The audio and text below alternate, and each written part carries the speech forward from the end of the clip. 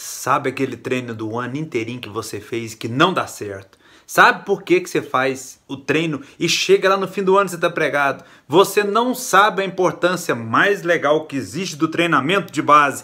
Você está fazendo coisa errada há um monte de anos. Vou te mostrar ilustradinho aqui agora por que a gente treina base, o que é a fundamentação da base e por que você chega quebrado lá do final do ano. O excesso é ruim e não fazer eu acho que é pior ainda. Vai lá, assiste aí.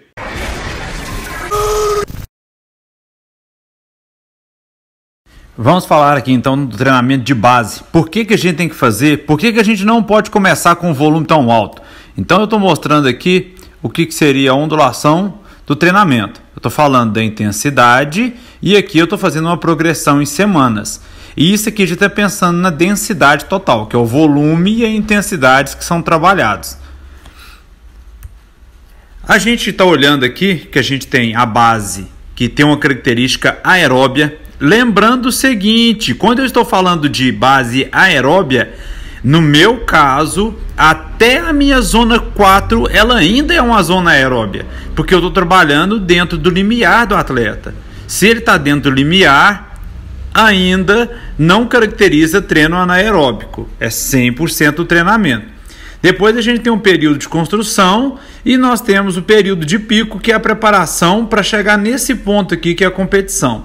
Como que a gente trabalha tudo isso aqui? A gente trabalha de modo ondulatório, né? A base a gente dá a carga dela oscilando, mas levando o atleta para cima. Essas outras partes aqui a gente não tem muita importância, que a gente está falando daqui. Vamos concentrar aqui.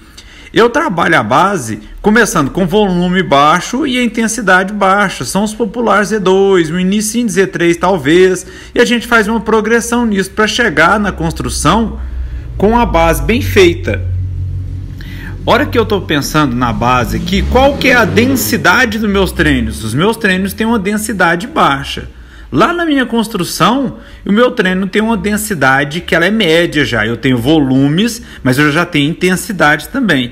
A hora que chega no pico, aí eu tenho muita intensidade apenas. Já o volume, ele é bem baixo. Então, a densidade do treino não é tão alta, só que a intensidade é elevadíssima no período de pico.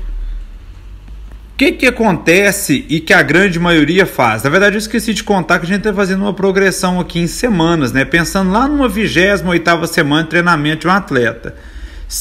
Eu consigo melhorar com este modo de treinamento cerca de 25% do que o atleta tinha inicialmente. 25% de quê? Do rendimento esportivo dele, da performance dele, que é uma melhora significativa. Para ter noção, um atleta de elite deve melhorar isso aqui na casa de 5%, o que é muito.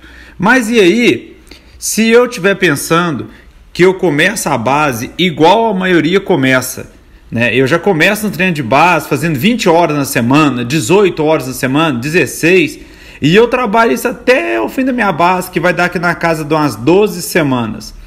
Eu já chego, né, com a intensidade baixa aqui, mas aqui eu já estou com intensidade e densidade média. Logo nesse ponto aqui, o que vai acontecer? Eu entro no meu período de construção cansado, e o período de construção é um período que tem um desgaste muito grande, porque eu tenho tanto volume quanto intensidade nele. O que acontece com a minha performance, por exemplo? No período de construção, a minha performance tem uma tendência a cair. Por quê? Por causa de cansaço, perna pesada e tudo que acontece. Então, ao longo das semanas, eu vou retirando um pouquinho que tem do volume aqui para colocar a intensidade do normal. Se eu já comecei aqui quebrado, automaticamente eu vou aqui embaixo quebradinho também. Por quê? Porque eu estou cansado. E aí eu corro um risco gigantesco de chegar aqui no pico, num ponto muito abaixo do que o que era esperado. E automaticamente o que eu fiz? Por eu ter feito isso errado, isso errado e isso errado, eu faço um quebra. E esse quebra vai me prejudicar para o ano inteiro.